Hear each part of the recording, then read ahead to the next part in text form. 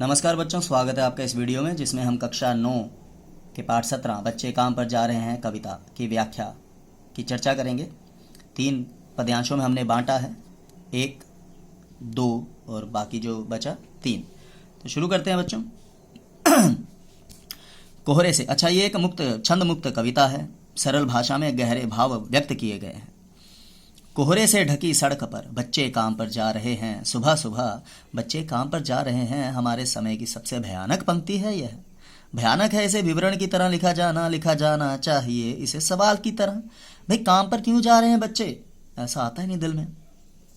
तो कोहरा मतलब धुंध वगैरह, ओस ठंडी, है ना। विवरण का मतलब विस्तार, व्याख्या। तो बच्चों, इसका भाव कि अत्यधिक सर्दी में कोहरे से ढकी सड़क पर बच्चे काम पर जा रहे हैं। वे मजदूरी करने को विवश हैं, मजबूर हैं। यह कैसी विसंगति है, मतलब बुराई है कि जिस उम्र में बच्चों को खेलना चाहिए, स्कूल जाना चाहिए, वे काम करने को विवश हैं। बच्चों का काम पर जाना कवि जी को अंदर तक झकझोर जाता है। यह सबसे भयानक पंक्ति है और उससे भी ज्यादा भयानक है इसे विवरण जैसे लिखा जाना, मतलब बड़े सिंपल भाषा में, बस कोई दुख ना दिखे जिसमें।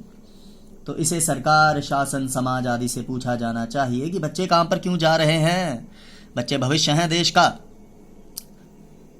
ठीक है बच्चों, तो ये जो पद्यांश है हमारी कविता बच्चे काम पर जा रहे हैं, जिसके रचयिता राजेश जोशी जी हैं, में से लिया गया है। तो ये मैं प्रसंग की बात कर रहा हूँ, ठीक है, लिखना पड़ता है।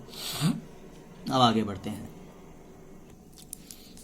दूसरा पद्यांश है, क्या अंतरिक्ष में गिर गई हैं सारी गेंदें, क्या दीमकों ने खा लिया है सारी रंग बिरंगी किताबों को, क्या काले पहाड़ के नीचे दब गए हैं सारे खिलौने, क्या किसी भूकंप में ढह गई हैं सारे मदरसों की इमारतें, क्या सारे मैदान, सारे बगीचे और घरों के आंगन खत्म हो गए हैं एकाएक। अंतरिक्ष मतलब आपको पता ही है, स्पेस, आकाश को भी कह लेते हैं, आसमान को।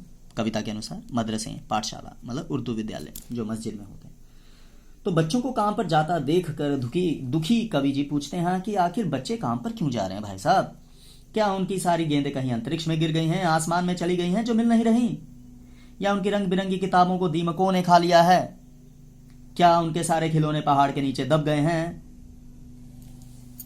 या स्कूल के भवन किसी भूकंप में नष्ट हो गए हैं। कवि पुनः पूछते हैं कि क्या सारे मैदान, बगीचे और घरों के आंगन अचानक समाप्त हो गए हैं, क्या ऐसा क्या हो गया है कि उन्हें काम पर जाना पड़ रहा है। पर शायद ऐसे इस भाव से कोई लेता नहीं।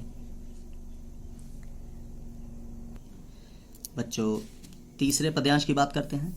तो फिर बचा ही क्या है इस दुनिया में, कितना भयानक होता अगर ऐसा होता। भयानक है, लेकिन इससे भी ज्यादा यह कि है सारी चीजें हस्ब मामूल, अर्थात यथावत, पहले जैसी, कोई फर्क नहीं पड़ा किसी को।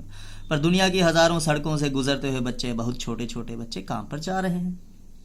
तो कवि जी कहते हैं कि यदि बच्चों की किताबें, खेल के मैदान, पाठशाला आदि नष्ट हो गए हैं तो बचा ही क्या है, अर्थात कुछ भी नहीं बचा है। यदि कुछ भी ना बचता तो भयानक बात थी, पर उससे भी अधिक भयानक बात यह है कि सब कुछ पहले जैसा ही है, कुछ भी नष्ट नहीं हुआ, और सब कुछ होने के बाद भी दुनिया की सड़कों पर हजारों बच्चे काम पर जा रहे हैं।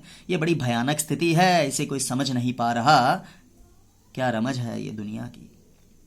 तो शायद मैं या आप समझ पाए इस कविता को पढ़कर। कोई शंका हो पूछिए जरूर। पढ़ने के लिए कभी पढ़ना मत, कुछ सीखने के लिए पढ़ना। धन्यवाद।